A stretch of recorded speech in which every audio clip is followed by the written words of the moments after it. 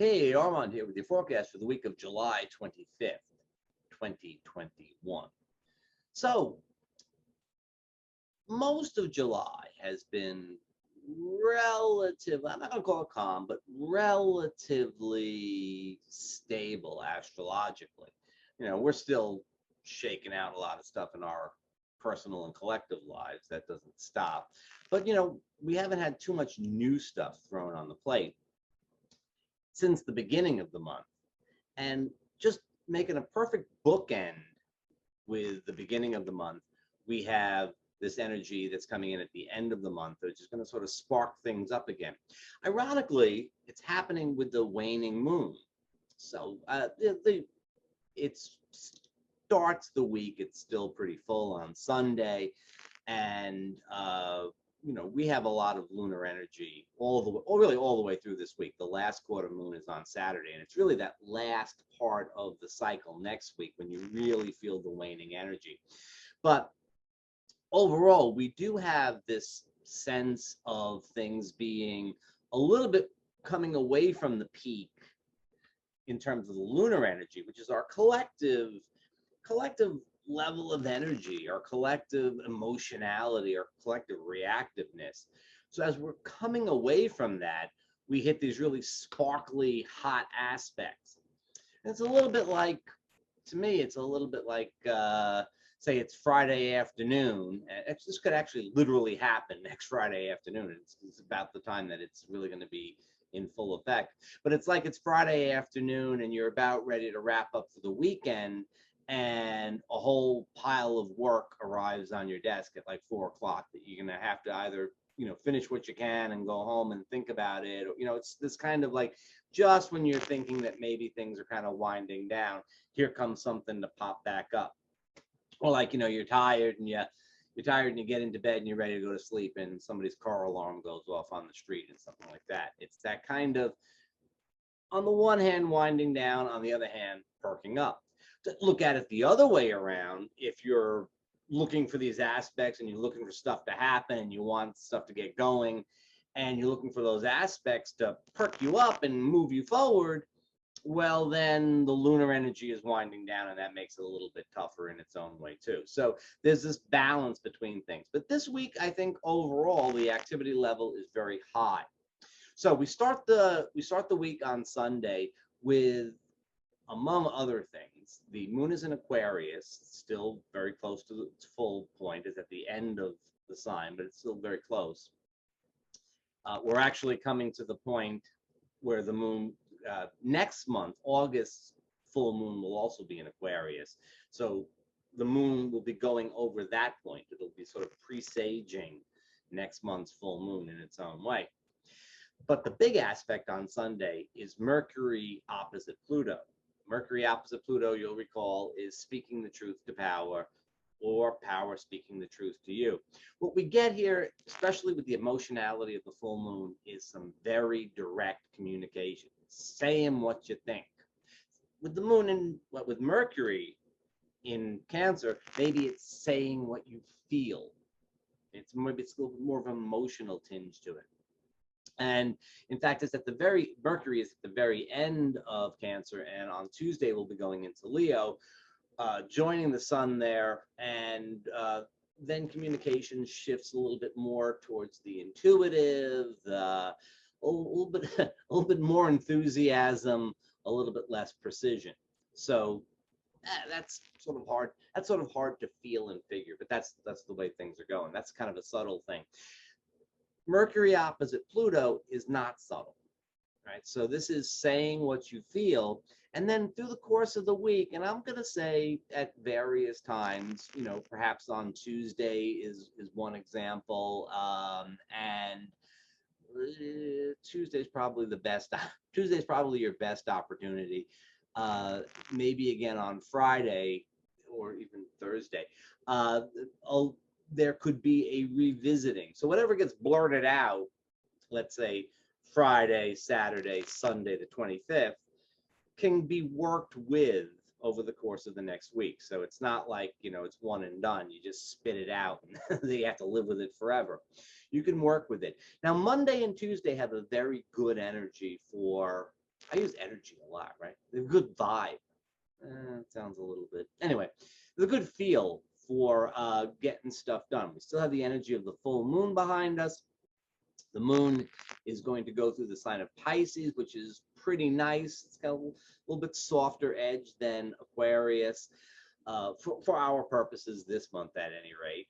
And Mercury will be in a trine to Pallas Athene. Now, Pallas Athene is the truth teller asteroid, right? This is the way I think about it. This is the goddess of wisdom, but this is the goddess of wisdom that carries a spear, not a book, right? This is, you're going to listen. So Mercury, planet of communication, and Pallas Athene. Now, they are in water signs.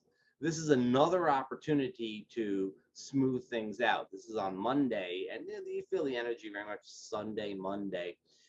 And again, it extends as we go forward through the week for various purposes. This is, again, direct communication, but it's likely to be much less confrontational than the Mercury-Pluto aspect. Again, it's an opportunity to work through and sort out maybe if some inconvenient truths have come up. Maybe this is a good opportunity to talk about things and see if we can, sort of massage them into something that we can all live with. It's that kind of energy. Mercury goes on actually. The word actually is a strange one, right? People like, why would we say actually? Like, actually, the other stuff I say is all BS, right? But this is actually true. Mercury goes on to sextile Ceres, which would probably play out mostly in the collective. Again, it's the opportunity, though, to work with some of the things that have come out and been sort of dumped on the plate. By the way, I don't know if you saw it, but on Friday, there was, sort of as predicted, a lot of conflict around the whole Biden administration's plans for the infrastructure package, and then there's this whole, and there's been a lot of that sort of Sun Pluto stuff that has been happening over the course of the past week. A lot of power struggles. Interesting stuff, I guess. Disheartening might be another word to use in different contexts, but we're doing astrology here, so it's interesting. Now, Monday, Tuesday, pretty good energies for doing what you got to do. Things start to heat up at midweek.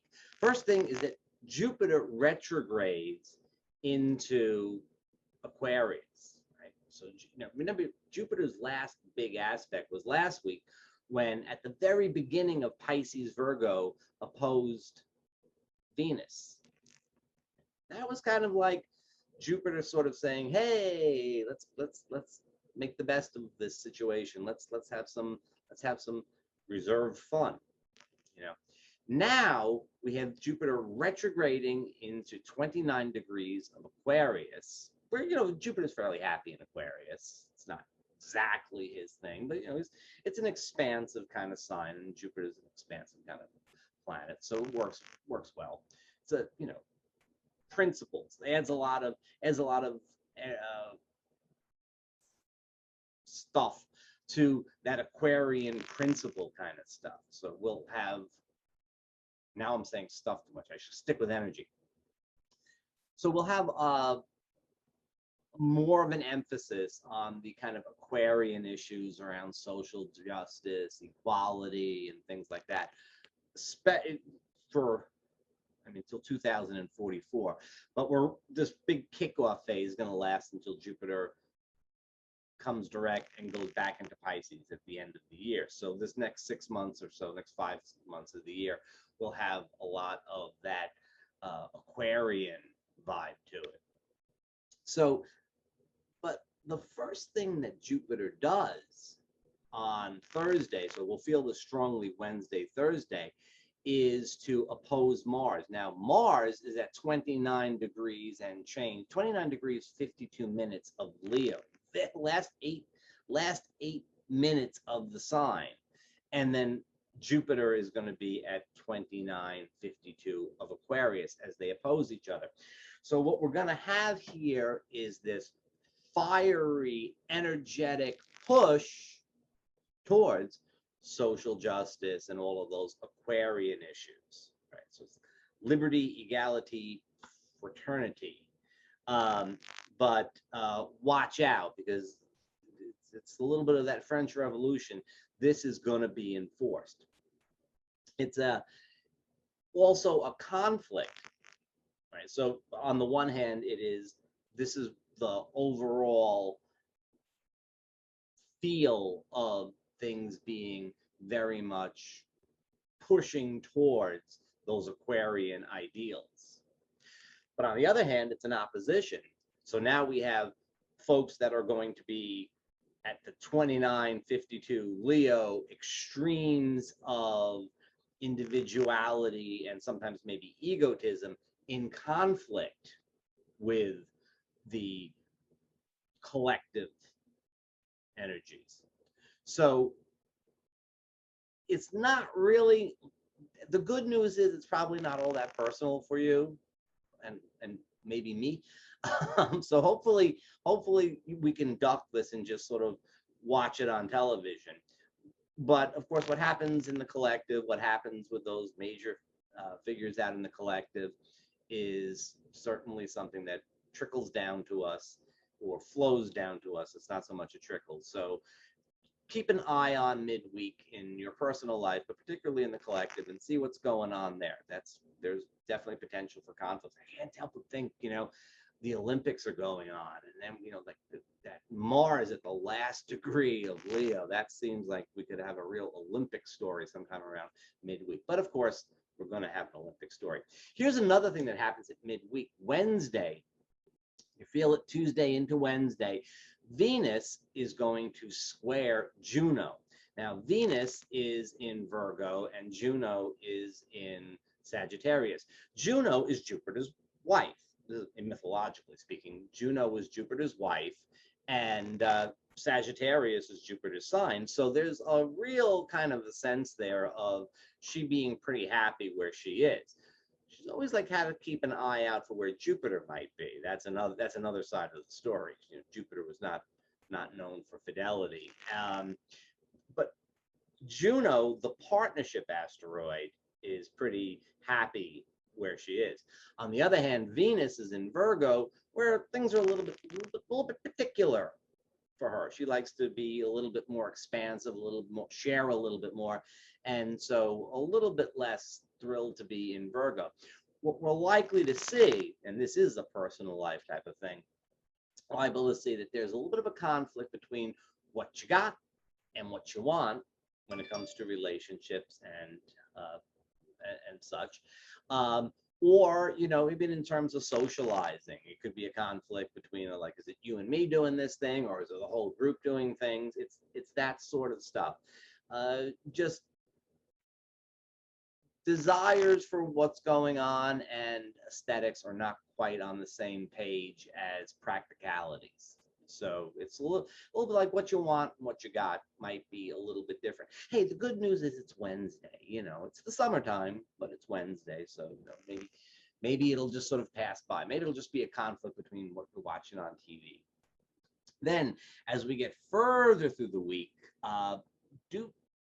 we do have stuff that will point towards more collective stuff as Jupiter squares Ceres on Friday. So, towards the end of the week, we'll be looking for some stories about the Earth, the environment, and that kind of thing. But again, you'll see a lot of that. The last quarter moon is on Saturday, so we'll feel that Friday and Saturday. It's pretty much the time when you start thinking, okay, well, let's wind things down a little bit. This last quarter moon is in Taurus, though, and so the moon will go on actually to meet with Uranus in Taurus on latest Saturday night. So, my feeling is that there's still plenty of energy around to have a really good weekend. Friday night looks good. Saturday night looks good. The Sun and Mercury will both be in a nice trine relationship to Juno, which is very good for socializing, particularly if you're in a partnership relationship situation. But the moon will trine Mars, who's going to go into Virgo on Thursday. So basically speaking, pretty good stuff towards the end of the week. So if there's some bumps in the road, my guess is Wednesday, Thursday are the bumps. And Friday, Saturday, yeah, it's not all beer and Skittles, but there's lots of beer and I mean, other than the candy, I don't even know what the Skittles are. See you next week.